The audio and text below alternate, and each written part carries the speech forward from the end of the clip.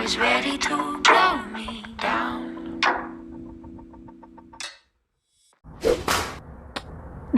What is up everyone, it's Elizabeth and welcome back with another video. So now we are going to talk about how my testimony when I got backslidden to God, when I turned my back to Jesus. So I just want to say that God bless to everyone who watches my videos, and I thank you for 1,000 subscribers.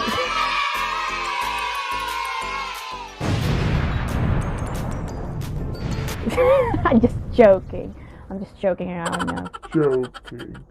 I'm just joking around now. No, I'm not updating. No, I don't care much about the numbers, you know what I mean? I just wanted to encourage people and God bless everyone that are watching my videos. So now, let us begin. So the time when I backslid or turned my back to Jesus is, I think it was last year when we were in Davao City. So it was a 3 months of backslid. So yeah, I think there's people outside. I'm sorry, I'm just so shy when there is people outside.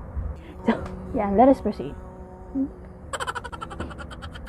So when a person is, as you can see, if you see it for yourself, you will know that you are slowly getting far from God, or you're slowly turning from God, is when you see yourself that you are more focusing on about the things of this world, you know what I mean?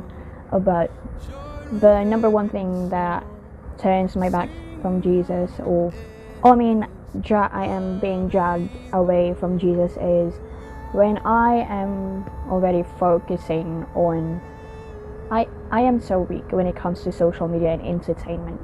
I was just like scrolling some videos and just so laugh at those kinds of videos that doesn't even help me on my walk for the Lord, and I just waste my time from those videos that I watch until I am being tempted to watch those videos that I forsake or abandon, which I already cast out before, which is my addiction to pornography and those anime things. Because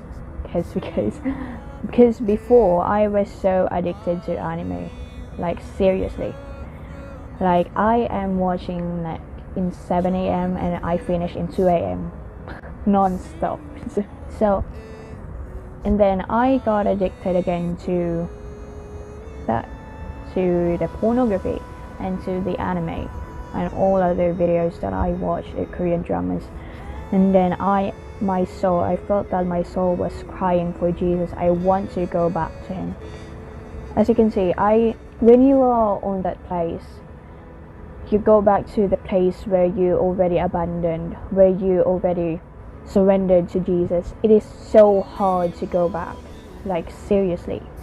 When you step into that, when you gave into that temptation, it was so hard to get out. It was so easy to step into that sin, but it was hard to get out. But by the grace of God, I am here encouraging you to get out. And now I am standing right now to Jesus, and I am continuing with my relationship, my walk with him.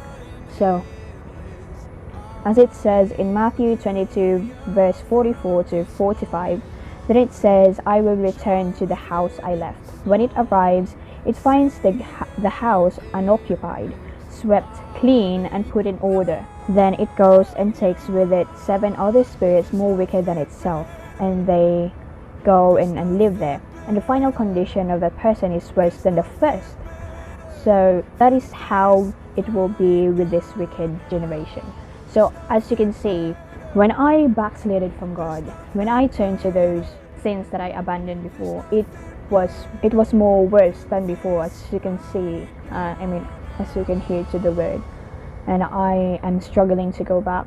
And when you are on that place, you will know on yourself that you are not satisfied with what you are doing, with what you are watching. Like, it was empty. You will find nothing there. So I was crying out to Jesus, and no matter how many times I did those things or what I watched those things, it can't satisfy my soul. You're just being addicted to it, but it's not going to satisfy yourself or your soul. Because, you know, if you have this deep relationship with Jesus and you got backslid, you know yourself that you're not happy. It's just, you just felt that you are so hungry to watch or to do these kind of things that you have forsaken before, but it doesn't really satisfy yourself. And then I just prayed to God to help me and save me from these chains, and like, I just asked him to use some of his servants to reach out to me and show me the gospel. And then after so many days, there is this one guy again who showed me the gospel, and it helped me to come back to Jesus. And the peace inside of my heart, it is because of his grace. That is why I am standing and walking again to him. It's just, he is so good that he will not let you just stay there. And I go back to him, and I just God, Jesus filled me with his love, peace, and his joy, and I started to evangelize again. The enemy wants to kill, to steal, and to destroy. There's something happened to me this month, so I got addicted again to anime. Yeah. So the anime that I was watching was Demon Slayer and also the Shingeki no Kyojin. Yes.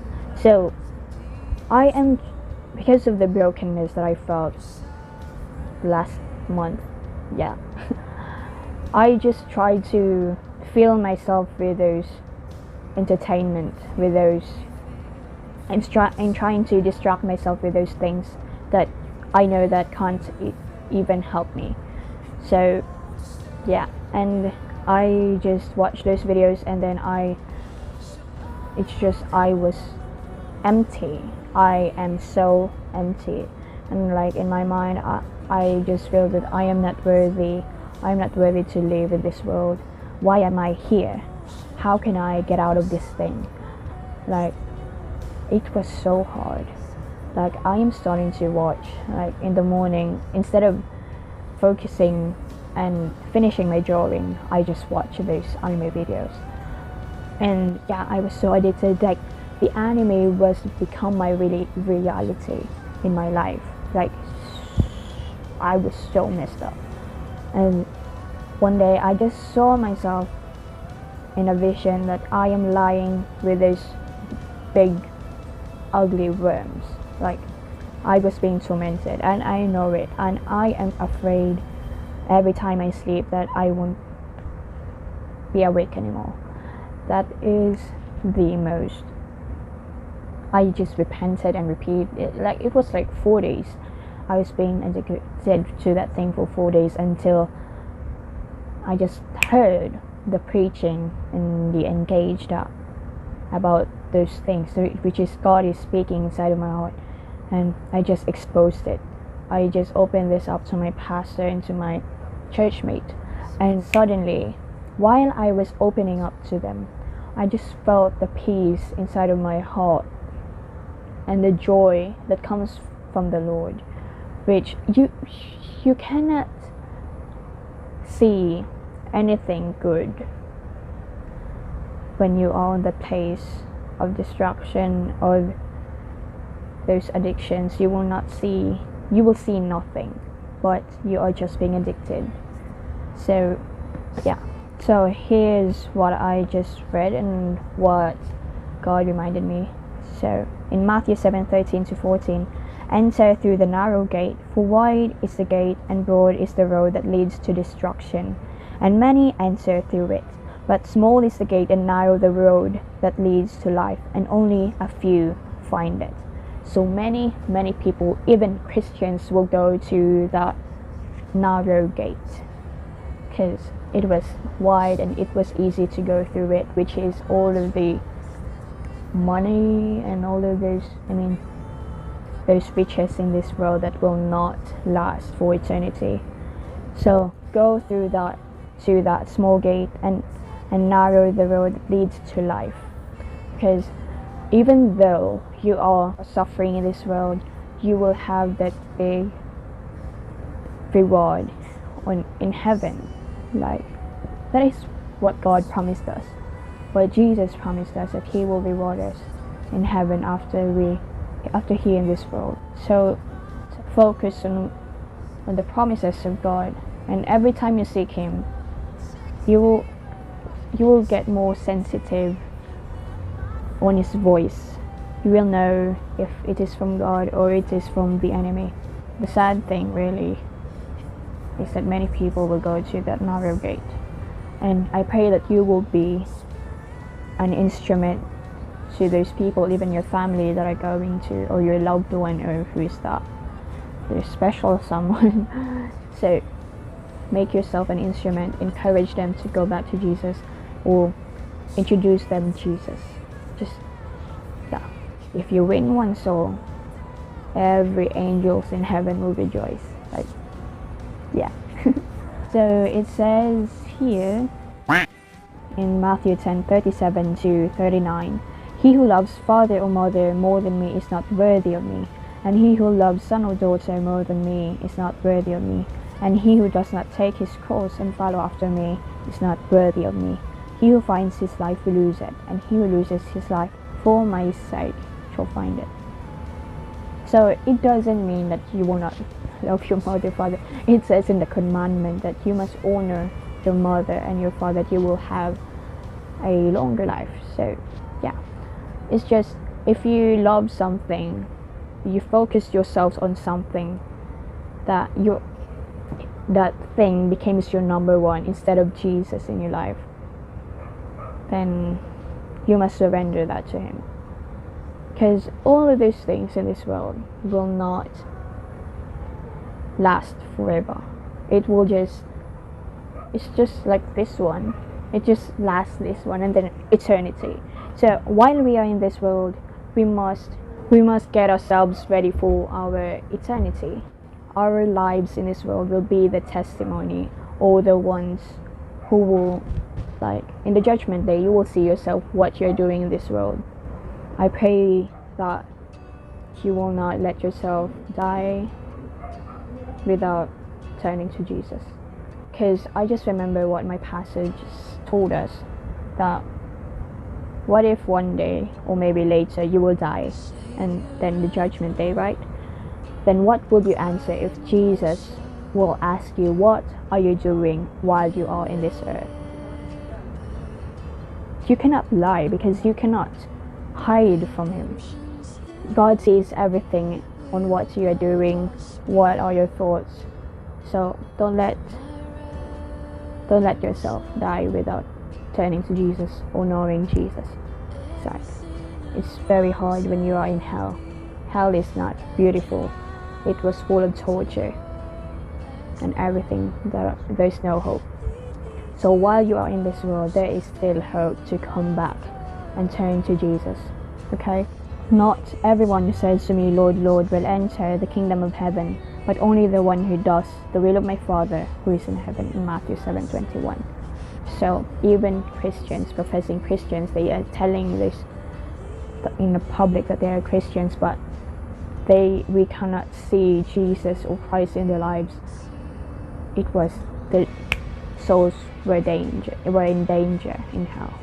So you must surrender everything, that those Baals in your life that became the number one of your life than Jesus, you must surrender everything. So yeah, and just confess your sin to Jesus, to God, and admit that you sinned, and ask for forgiveness and repent and turn to God, forsake all of those things that are not from Him. And so just do it, even if it is hard. I know it is easy, but when you're in the actual scenario or what, when you are on that place, it was so hard to apply, but I encourage you to do it and forsake everything, forsake that thing, that veil that is holding you, and let God break all of those chains in Jesus' name. So yeah, that is all for today. So I pray that you're encouraged, and yeah, I'm doing Chloe Ting's challenge record. And by the way, it was so hard to do. It was really hard, but I also love I so love workouts. So balik loob, man. Yeah. So cause like it's been a while since my last workout. Yeah, I'm doing it again, and I just really love workout. So I encourage you to do Chloe Ting's workout. Yeah, it was pretty hard. It really burns your fat, as you can feel it really. So here it is, what I'm doing. One. Yeah. So yeah, that is all for today. So thank you all for watching this video. God bless you everyone. For 1, 2, 3 viewers, or how many ever are you watching. God bless you and your family, and I pray that you will stand up and continue to walk with Jesus. So God bless everyone, and see you in my next video. Oh my goodness. Did I just forget about the outro?